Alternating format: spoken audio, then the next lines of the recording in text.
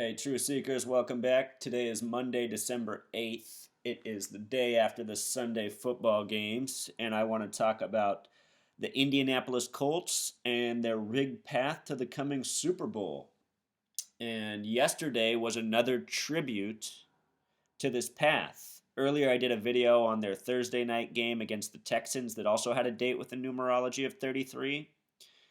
Yesterday happened to be a date with a numerology of 33, and let's get into the tribute. So the date was December 7th, 2014, otherwise written 12/7/14. In numerology, you can add 12 plus 7 plus 14. The date has a numerology of 33.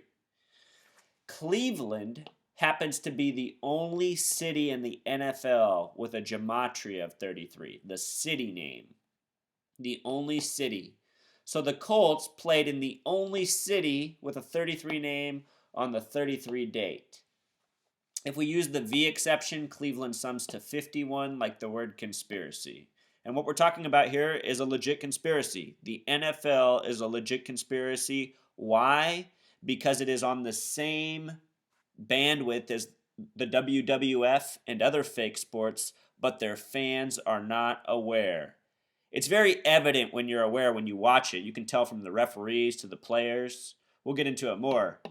But it is a legit conspiracy, and it's a bigger hoax than even I have realized for all the time I have realized it's a hoax. And it's not just the NFL sports fans. All the pro sports leagues in this country, at the very least, are rigged by the numbers, among other things.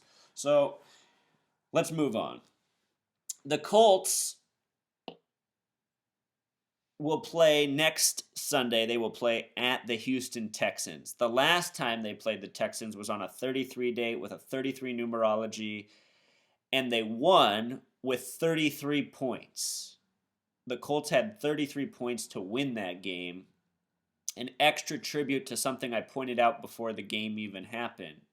And what was interesting in that game was that they went for a 2-point conversion when they did not need to and did not convert. It ended up combining to the score of 33. Yesterday, the final score of the game was Colts 25, Cleveland 24. I should have wrote that up here. Let me write it up there real quick. So the Colts got 25, Cleveland got 24. And the Colts won on a end of the game play, essentially. The Browns got one more chance, but the Colts scored with about 30 seconds left in the game. The sum of this score is 49, like the upcoming Super Bowl, Super Bowl 49. And what I'm also saying is that the Colts really should have probably scored 26 points, because in this game they also went for a 2-point conversion that they didn't need to go for, and they didn't convert that either. In fact, it looked like Andrew Luck even tried to throw an interception on the play. He threw it right to the defender. Horrible play. 25, 24, sum of 49, win on a last-second play. And this year, Cleveland is a formidable opponent, defensive team. So it's kind of one of those games where they can say, hoorah to Andrew Luck and what a gritty, tough, skilled quarterback he is. All part of the fake tribute in this WWF of an NFL. So anyhow, next coming game against the Texans, if the Colts win this coming game, this next Sunday, if they win, they've clinched the division and they're in the playoffs. They can lose their next 2 games. They don't even matter. They'll be number 1 in their division. But I'm sure they'll try to win out for a better record. The game I really want to focus on, though, is this one, 12-21-14, for 2 reasons. One is that the reason that I know the Colts are on the path for the rigged Super Bowl is because it was after the week 3 games of this year. Heading into that weekend, I said, watch for scores having to do with 44 points. As it happened, only 2 games had anything to do with 44. The Colts beat the Jaguars 44 to, 44 to 17, I think. Pretty sure the final was 44 to 17, but I know the Colts had 44 points. The only other game that had anything to do with 44 was the Baltimore Ravens and Cleveland Browns. Baltimore beat Cleveland 23-21 on a last-second field goal. 23 plus 21 sums to 44.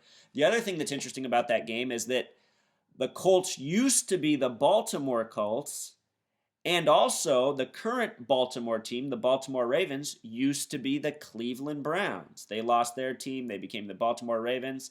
Then years later, the Cleveland Browns got their team back. So you see the relationship between all of these teams. All right, so that weekend they had these scores to do with 44. Well, as it happened, the Baltimore Colts won their first Super Bowl 44 years earlier. 44 years earlier. And who did they play in that Super Bowl? They played the Dallas Cowboys, and they won by a score of 16-13. The date of that game was January 17th, 71. All right. So, again, this upcoming game against the Cowboys, it's on 12/21, December 21st. Notice how 12 plus 21 is 33. Plus the year 14 is 47. A very interesting number, and let me tell you why. For starters, the name Luck in gematria sums to 47. 12 plus 21 plus 3 plus 11. 12, 21, 3, 11. Sum it up, 47. Also, it was Super Bowl 47 that there was a 33-minute blackout. That's the one 49ers versus Ravens. Baltimore 49. We're coming up on Super Bowl 49, 49ers. Are you following, Truth Seeker? 33-minute blackout at Super Bowl 47. Super Bowl 49 is going to be hosted in close proximity to the Hoover Dam. Major source of energy, power, electricity, what you think of with light. Going back up a second, the Texans, who the Colts played earlier this year on a 33 date, have a star player named J.J. Watt.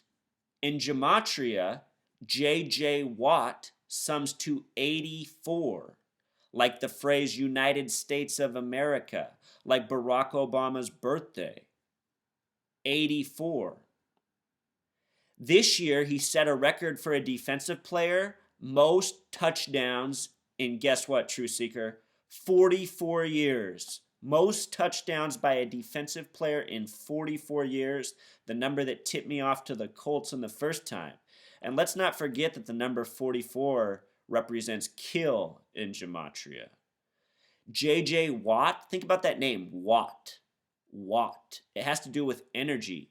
His dance is called the Lights Out dance. You can look this up, J.J. Watt Lights Out. They even sell t-shirts and jerseys that say Lights Out with the number 99 on it. That's what number he wears. J.J. Watt is a perfect example of a Manchurian athlete, like I'm talking about. I'm pretty sure his name is fake. His birthday might be a fake.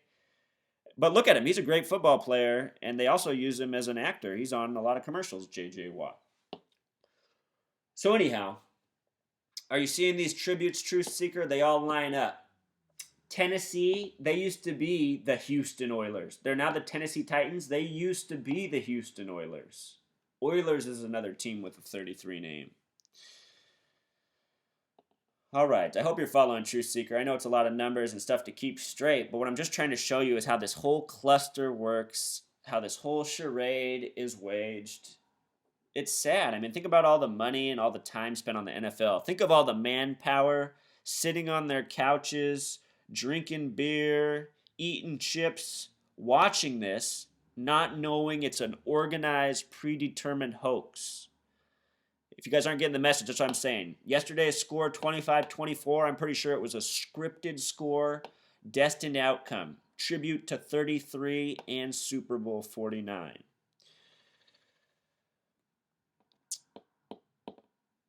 In this Super Bowl 44 years ago where the Colts defeated the Cowboys, in round one of the playoffs, the Cowboys defeated the Detroit Lions by a score of 5-0. A very strange score for football. That's a field goal and a safety to nothing.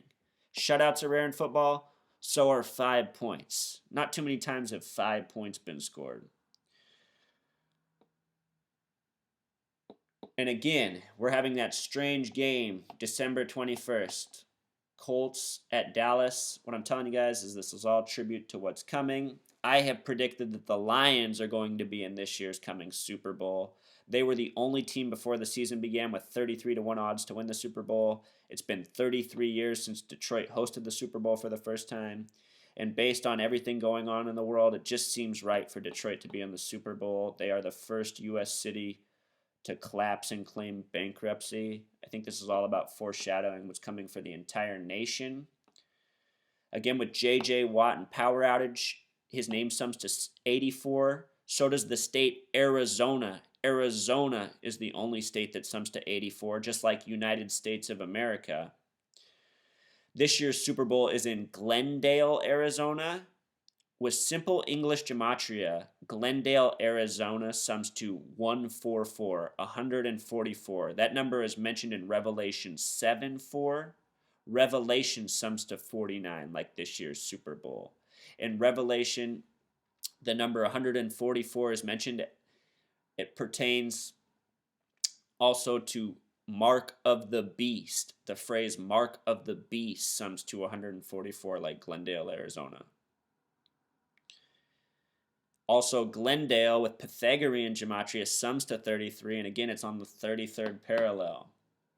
So you guys, just all this together, plus what I'm sharing with you, it all lines up for a lot of nastiness.